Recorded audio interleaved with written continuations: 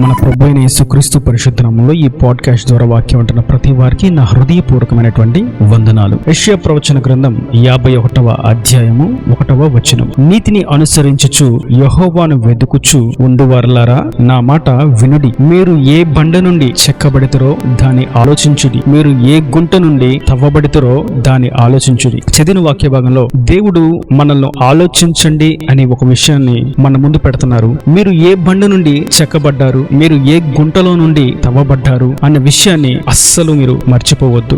బంగారాన్ని ఎంత విలువగా ఎంచినా, ఎంత గొప్పదిగా అలంకరించబడినా అది ఎక్కడి నుండి వచ్చింది అంటే మట్టిలో నుండే వచ్చిందన్న సంగతి మనకు తెలుసు. మరియు ఎంతో విలువైనటువంటి వజ్రాన్ని అది ఎక్కడి నుండి వచ్చింది అని మనం చూసినట్లయితే అది భూమి అంతర్భాగంలో నుండి బాగా మండుతున్నటువంటి అగ్ని పర్వతంలో కాల్చబడి దానిలో నుండి వచ్చింది అన్న సంగతి మనకి తెలుసు. అంటే ఈ విలువైనటువంటి వజ్రము కూడా మట్టిలో నుండి వచ్చింది. బాగా మండుతున్నటువంటి అగ్ని పర్వతంలో నుండి వచ్చేటువంటి లావా ద్వారా ఈ వజ్రం అనేది తయారవుతుంది. మట్టిలో నుండి బంగారం సేకరించబడుతుంది. అనగా ఎంత విలువగా ఇది ఉన్నప్పటికీ, ఎంత ఘనత స్థానాన్ని కలిగి ఉన్నప్పటికీ దాని యొక్క స్థావరం ఎక్కడ అంటే మట్టి. అది ఏ బండ నుండి చెక్కబడింది అంటే మట్టి నుండే వచ్చానంటుంది. నువ్వు ఏ గుంటలో నుండి తవ్వబడ్డావంటే మట్టి గుంటలో నుండే నేను తవ్వబడ్డాను అంటుంది. కనుక నేడు మనం గుర్తించాల్సినటువంటి విషయం, మనం ఎక్కడి నుండి వచ్చామో అన్న సంగతి అస్సలు మరవకూడదు. అనగా ఏ స్థితిగతుల నుండి,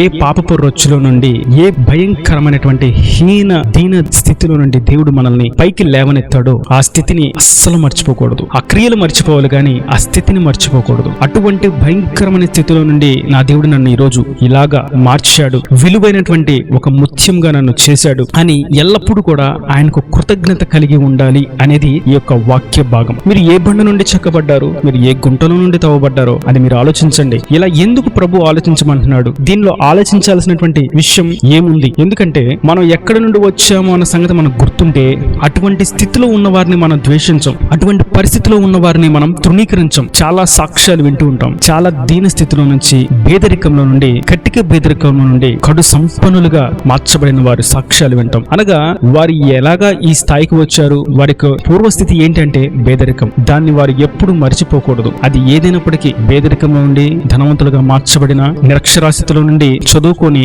అక్షరాస్యులుగా మార్చబడిన, పాపంలో నుండి పవిత్రులుగా మార్చబడిన, క్రీస్తు శిలువకు వ్యతిరేకంగా జీవించి క్రీస్తుని ఎరిగి క్రీస్తు శిలువ వైపు జీవనాన్ని మనుగడను కొనసాగిస్తున్న, దాసత్వంలో నుండి స్వతంత్రులుగా మార్చబడిన, దేనిని కూడా మర్చిపోకూడదు. అందుకే మన భారతదేశంలో కూడా స్వతంత్ర దినోత్సవాన్ని ప్రతి సంవత్సరం మర్చిపోకుండా జరిగిస్తారు. కారణం ఏంటంటే మనం ఒకప్పుడు ఎటువంటి దాసత్వంలో ఉన్నాం, బ్రిటిష్ వారు ఈ భారతీయులను ఏలుబడి చేశారు, భారతీయుల్ని హింసించారు అనే హీన స్థితిలో నుండి మనము నేడు స్వతంత్రులుగా మార్చబడ్డాం. మనకంటూ ఒక రాజ్యాంగం ఉంది, మనది స్వతంత్ర దేశం అని దాన్ని గుర్తు తెచ్చుకుంటూ, జ్ఞాపకం చేసుకుంటూ, దాన్ని మర్చిపోకుండా ఆలోచిస్తూ చేసుకునేటువంటి దినం స్వాతంత్ర దినోత్సవం. కనుక ప్రభు కూడా అంటున్నారు, లోకంలో ఉన్నటువంటి జనులే వారికి వచ్చినటువంటి స్వాతంత్రాన్ని బట్టి దాన్ని గుర్తు పెట్టుకుంటున్నారు. మరియు పుట్టినరోజుల సంగతి మనం చూసినట్లయితే వారు ఏటేటా పుట్టిన దినోత్సవాన్ని ఘనంగా జరుపుకుంటారు. కారణం ఏంటంటే ఈ దినము నేను పుట్టాను, ఈ సంవత్సరం ముందు నేను లేను కానీ ఈ సంవత్సరం నుండి నేను ఉన్నాను అని ఆ పుట్టిన రోజుని జ్ఞాపకం చేసుకుంటూ ఉంటారు. ఇలా లోక సంబంధంగా చూసినట్లయితే ఎన్నో జ్ఞాపకాలు, ఎన్నో ఆలోచనలు, యోచనలు అన్ని ఉన్నాయి. కానీ ప్రభువు మనకు ఆధ్యాత్మికంగా, ఆత్మీయంగా మనకు నేర్పిస్తున్నటువంటి పాఠం, మీరు ఏ బండ నుండి చెక్కబడ్డారో, మీరు ఏ గుంటలో నుండి త్రవ్వబడ్డారో అన్న విషయాన్ని మీరు గుర్తించండి. అలా మీరు గుర్తించి ఆలోచించినప్పుడు అటువంటి దశలో ఉన్నటువంటి వారిని, అలాగే పేదరికంలో ఉన్న వారిని, దిక్కులేని వారుగా ఉన్న వారిని, అనారోగ్యంతో ఉన్న వారిని, అందహీనులుగా ఉన్న వారిని, అంగవైకల్యంలో ఉన్న వారిని, అంటరాని వారుగా ఉన్న వారిని, పాపపు రొచ్చులో ఉన్న వారిని చూసి అసహ్యించుకోరు. వారిని చూసి మీరు దయతో దేవుని గురించి ప్రకటిస్తారు. కనుక మనం ఎక్కడి నుండి వచ్చామన్న సంగతి మనం మర్చిపోకూడదు. ఎందుకంటే ఈ విషయాన్ని మాటిమాటికి ప్రభు చెప్పడం ఉన్నటువంటి ముఖ్య ఉద్దేశం ఏదనగా, మనం ద్వితీయోపదేశకాండం 15వ అధ్యాయం 14వ వచనంలో మనం చూసినట్లయితే, నీవు ఐగుప్తు దేశంలో దాసుడివై ఉన్నప్పుడు నీ దేవుడైన యెహోవా నిన్ను విమోచించనని జ్ఞాపకము చేసుకుని నీ మందలోను, నీ కళ్ళములోను, నీ ద్రాక్ష గానుగలోను కొంత అవశ్యముగా వానికి ఇయ్యవలెను. నీ దేవుడైన యెహోవా నిన్ను ఆశీర్వదించి నీకు అనుగ్రహించిన దానిలో కొంత వానికి ఇయ్యవలెను. ఆ హేతువు చేత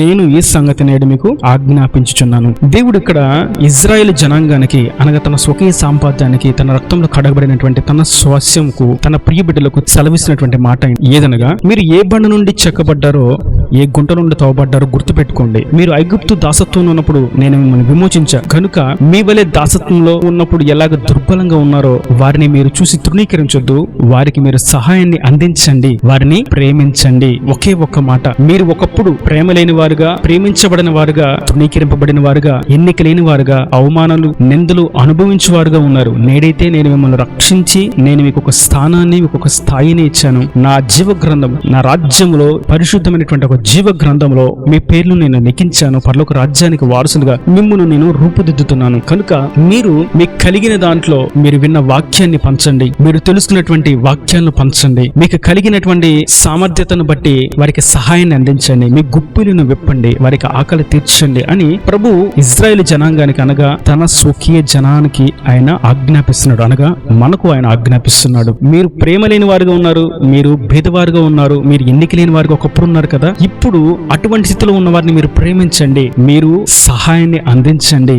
మనము ద్వితీయోపదేశకాండం 24వ అధ్యాయం 17-18 వచనాలు చూసినట్లయితే, పరదేశికే గాని తండ్రి లేని వానికే గాని న్యాయము తప్పి తీర్పు తీర్చకూడదు, విధవరాలి వస్త్రములను తాకట్టుగా తీసుకొనకూడదు. నీవు ఐగుప్తులో దాసుడివై ఉండగా నీ దేవుడైన యెహోవా నిన్ను అక్కడి నుండి విమోచించనని జ్ఞాపకము చేసుకొనవలెను, అందుచేత ఈ కార్యము చేయవలనని నీకు ఆజ్ఞాపించుచున్నాను. ఇక్కడ అదే మాట మరలా గుర్తు చేస్తున్నాడు ప్రభు. మీరు ఐగుప్తు దాసత్వం ఉన్నప్పుడు నేను మిమ్మల్ని విమోచించాను కదా, దాన్ని మీరు గుర్తు పెట్టుకోండి. అట్టి విధంగా మీరు లేని వారికి సహాయాన్ని అందించండి. మీరు వడ్డీలకి, తాకట్టులకి, న్యాయాన్ని తప్పించి మోసపు క్రియలకి మీరు అవకాశం ఇవ్వద్దు. ఎందుకంటే ఒకప్పుడు మీరు అటువంటి స్థితిలో ఆ బాధలు మీరు అనుభవించారు, ఆ అప్పుల బాధను మీరు అనుభవించారు, వడ్డీలు మీరు కట్టి ఇబ్బంది పడ్డారు. కనుక మిమ్మల్ని ఆశీర్వదించిన తర్వాత మీరు వడ్డీలకి ధనాన్ని ఇవ్వకండి, వడ్డీకి ఏది కూడా ఇవ్వకండి, వస్త్రాలను గాని దేన్ని కూడా మీరు తాకట్టు తీసుకోకండి. మీరు చేయగలిగితే, మీరు ఒకప్పుడు అటువంటి కింద స్థాయిలో ఉన్నప్పుడు మీకు అటువంటి వారు సహాయం చేసే వాళ్ళు ఉంటే బాగుండని అనుకున్నారు కదా. కనుక నేడు మిమ్మల్ని ఇప్పుడు పై స్థాయిలో నిలబెట్టిన తర్వాత మీరు కింద ఉన్న వారికి, మీకంటే బలహీనంగా ఉన్న వారికి సహాయాన్ని అందించండి. న్యాయము తప్పి తీర్పు అస్సలు తీర్చకండి. ఒకప్పుడు మీరు బీదవారుగా ఉన్నప్పుడు, ఎన్నిక లేని వారుగా ఉన్నప్పుడు, మీకంటే పెద్దవారు, మీకంటే ధనవంతులు, మీకంటే అన్ని రంగాల్లో ఆరితేరిన వారు మిమ్మల్ని మోసం చేసి మీ సొత్తును స్వాధీనం చేసుకొని మీకు అన్యాయం చేశారు కదా. ఆ సమయంలో మీరు తీర్పు కొరకు వెళ్ళినప్పుడు మీకు తీర్పు తీర్చేవారు లేకపోయారే. ఇప్పుడు నేను మిమ్మల్ని పైకి లేవనెత్తి నా రక్షణ వస్త్రంతో మిమ్మల్ని అలంకరించి మిమ్మల్ని ఆ స్వరూప్యంలోకి మిమ్మల్ని తీర్చిదిద్దుతూ నా పరిశుద్ధాత్మ మీకు అనుగ్రహించిన తర్వాత మీరు ఇతరులకు న్యాయము తప్పి తీర్పు తీర్చకండి. నేటి దినాన ప్రభు మనకి గుర్తు చేసినటువంటి ఒకే ఒక విషయం, ఒకప్పుడు ప్రజగా ఉండక ఇప్పుడు మీరు ప్రజలయ్యారు. ఒకప్పుడు మీరు ఎన్నిక లేని వారుగా ఉండి ఇప్పుడు మీరు ఎన్నికైనటువంటి జనముగా ఉన్నారు. ఒకప్పుడు నిరుపయోగమైనటువంటి మీరు ఉపయోగార్థముగా ఇష్టపడ్డారు. కనుక ఏ బండ నుండి చెక్కబడ్డారో, ఏ గుంటల నుండి తవ్వబడ్డారో మీరు అస్సలు మర్చిపోకండి. నేను మిమ్మల్ని విమోచించాను. ఆ స్థితిలో నుండి, నిర్జీవమైనటువంటి ఆ బండలో నుండి ఒక అందమైనటువంటి శిల్పాన్ని నేను చెక్కాను. మీరు అందంగా, ఆశీర్వాదకరంగా, దీవెనకరంగా ఉండినట్లుగా నేను మిమ్మల్ని దీవించాను. కనుక మీరు ఎక్కడ నుండి చెక్కబడ్డారంటే బండలో నుండే మీరు చెక్కబడ్డారు, మట్టిలో నుండే మీరు తీయబడ్డారు. మీ యొక్క మూల స్థానం బండ, మీ యొక్క మూల స్థానం గుంట, అక్కడి నుండి మీరు పైకి లేవనెత్తబడ్డారు. అందుకే ప్రభు అంటారు కీర్తనల గ్రంథంలో, వారు పడిన గుంటలో నుండి నేను పైకి లేవనెత్తుతాను. ఒకప్పుడు గుంటలో పడిపోయారు, పాపంలో పడిపోయి ఉన్నారు, జనుల చేత, బంధువుల చేత, స్నేహితుల చేత తృణీకరింపబడుతూ అవమానాలు పాలయ్యారు. ఎవ్వరు కూడా చేయనిచ్చే సహాయము చేయలేనటువంటి నిస్సహాయ స్థితిలో, దుస్థితిలో ఉండిపోయారు. అయితే నేను నా చెయ్యి చాచి మీరు పడి ఉన్న గుంటలో నుండి నేను మిమ్మల్ని పైకి లేవనెత్తాను. కనుక ఆ గుంటను మీరు మర్చిపోకూడదు, ఆ స్థితిని మీరు మర్చిపోకూడదు. ఎక్కడి నుండి లేవనెత్తబడ్డామో, ఏ స్థాయిలో నుండి రక్షణ పొందుకున్నామో దానిని నిశ్చయంగా, అవశ్యముగా గుర్తు పెట్టుకొని ఆధ్యాత్మిక స్థితిలో, ఆత్మీయ యాత్రలో ముందుకు సాగవలసిందే. ఈ మాట ద్వితీయోపదేశకాండంలో ప్రభు 4 సార్లు మరలా చెప్పారు. అది ద్వితీయోపదేశకాండం 15వ అధ్యాయం 15వ వచనంలో మనం చూసాం, మరియు 16వ అధ్యాయం 12వ వచనంలో, మరియు 24వ అధ్యాయం 18వ వచనంలో, మరియు 24వ అధ్యాయము 22వ వచనంలో. ఇలా ప్రభు మీరు ఖచ్చితంగా అవశ్యంగా జ్ఞాపకము చేసుకోండి అని చెప్తున్నారు. మీరు అలా మర్చిపోకుండా ఉంటే అటువంటి స్థాయిలో, అటువంటి స్థితిలో, అటువంటి దుర్బలంగా, బలహీనులుగా ఉన్న వారిని మీరు గుర్తించగలుగుతారు, చూడగలుగుతారు. ఇజ్రాయేలీలకి స్వాతంత్రం వచ్చిన తర్వాత గర్విష్ఠులైపోతారేమో, తన తోటి వారిని అవహేళన చేస్తారేమో, అసహ్యించుకుంటారేమో, వెలివేస్తారేమో, తృణీకరిస్తారేమో, అణగార్చి వేస్తారేమో, న్యాయం తప్పించి మోసం చేస్తారేమో, వారిని మరణానికి అప్పగిస్తారేమో అని దేవుడు ముందే వారికి మాటికి మీరు గుర్తు పెట్టుకోండి. ఎందుకంటే మీలాంటి స్థితిలో ఉన్న వారిని మీరు ప్రేమించండి. ఇదే మాట మనం యూదా పత్రికలో చూస్తే యూదా భక్తుడు అంటున్నాడు 23వ వచనంలో, అగ్నిలో నుండి లాగినట్టు కొందరిని రక్షించుడి, శరీర సంబంధమైన వారి అపవిత్ర ప్రవర్తనకు ఏమాత్రం నొప్పుకొనక దానిని అసహ్యించుకొనుచు భయముతో కొందరిని కరుణించుడి, వారి క్రియలను, వారి యొక్క స్థితిని, వారు ఉన్నటువంటి ఆ పాప భూయిష్టమైనటువంటి పరిస్థితిని మీరు అసహ్యించుకోండి, కానీ వారిని అసహ్యించుకోవద్దు. వారిని మీరు ప్రేమించండి. వారును మీ వంటి మనుషులే, వారిని మీరు ప్రేమించండి, దగ్గరికి చేర్చుకోండి, మందిరానికి నడిపించండి, వారితో మీరు ప్రేమగా మాట్లాడండి, మీదైన సహాయాన్ని, దాతృత్వాన్ని మీరు కనపరచండి, దేవుని సన్నిధిలో వారిని స్థిరపరచండి, రక్షణ పొందినట్లుగా వారిని ప్రోత్సాహపరచండి, రక్తంలో కడుగునట్లుగా వారిని పురుకొల్పండి అని యూదా భక్తుడు కూడా తెలియపరుస్తున్నాడు. చాలా చోట్ల నేను వింటూ ఉంటా, వారికి ఎవరన్నా ఏదన్నా అవమానకరంగా నష్టాన్ని కలుగు చేస్తే వారి శాపాలను కోరుకుంటారు. వారి కుటుంబం అలా అయిపోవాలి, వారి భార్య ఎలా అయిపోవాలి, వారి భర్త అలా అయిపోవాలి, వారి పిల్లలు ఇలా అయిపోవాలని రకరకాలైనటువంటి శాపనార్థాలు పెడుతూ ఉంటారు. అది ఎవరు లోకస్తుల అనుజనుల అంటే కానే కాదు. వాళ్ళు దేవుని సేవ చేస్తున్నామని చెప్పుకొనుచు సేవలో వాక్యం చెప్తా వారి దేవుని గురించి ప్రకటించక ఇలాగా అగ్ని నుండి లాగినట్లుగా కొందరిని రక్షించలేనటువంటి వాక్య భాగాన్ని మరచి దాన్ని విడిచి వారు నశించిపోవాలి, వారి జీవితాలు అట్లా అయిపోతాయి ఇట్లా అయిపోతాయని శాపనార్థాలు పెడుతూ ఉంటారు. అటువంటి వారిని చూసినప్పుడు, వాళ్ళు చెప్తున్నటువంటి ఆ మాట విన్నప్పుడు వీరు నిజంగా చాలా అంధకారమైనటువంటి సాతాను బంధకాల్లో బంధించబడి ఉన్నారు. వారు ఆ బంధకాల నుంచి బయటకు రాకపోతే వారి యొక్క స్థావరం, వారి యొక్క గమ్యం నరకమే అన్న సంగతి యోచించినప్పుడు ఎంతో దుఃఖకరమైనటువంటి విషయం. కానీ ప్రభు సెలవిస్తున్నారు, మీరు ఏ బండ నుండి చెక్కబడ్డారో దాన్ని బాగుగా గుర్తుపెట్టుకోండి. ఆ సమయంలో